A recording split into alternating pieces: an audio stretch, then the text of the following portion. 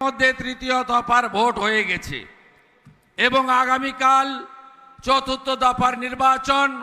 আমরা সৌভাগ্যবান, পশ্চিমবাংলায় এই নির্বাচনে তৃণমূলকে উৎখাত করার জন্য যিনি প্রচারে নেতৃত্ব দিচ্ছেন তার নাম নরেন্দ্র দামোদর দাস মোদী। তিনি একদিনে আজকে পশ্চিমবঙ্গের পুণ্যভূমিতে চারটি সভা করেছেন।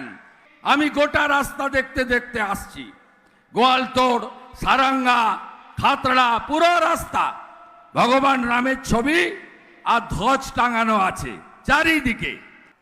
আমাকে এখান থেকে পুরুলিয়া ভারত সেবাশ্রম সঙ্গে যেতে হবে স্বামী প্রণবানন্দকে প্রণাম করতে, তার ছবিকে প্রণাম করতে। তারপরে পুরুলিয়া শহরে একটি ছোট্ট রোড শো প্রোগ্রাম রয়েছে।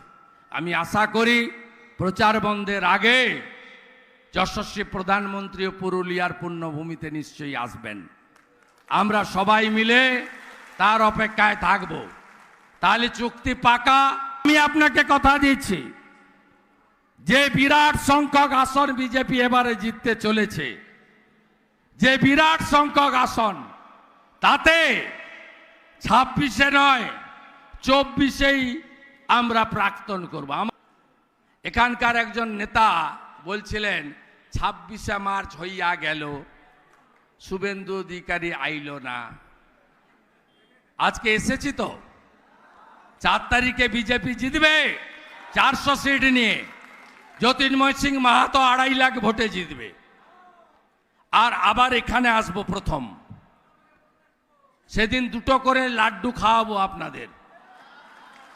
আর ওই প্রাক্তন সভাধিপতি না কি ছিল একটা, ওর বাড়িতে লাড্ডুর একটা প্যাকেট পাঠাবো।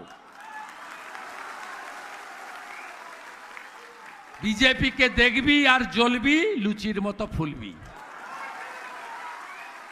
সবাই ভালো থাকবেন। জয় শ্রীরাম, জয় জয় শ্রীরাম। কত নম্বরে বোতাম টিপবেন? কত নম্বরে? আগে ভোটদান, পরে জলপান। দক্ষিণ কলকাতার হাত থেকে কাড়িয়ে আনতে হবে গ্রামের ক্ষমতা। আমি বালু মাটি, আপনি লাল মাটি। আমরা গাঁয়ের লোক, পান্তা মুড়ি খাওয়া লোক। আমরা জিতবো, ওর কলকাতার বাবুদের হারাবো। হারাবো তো?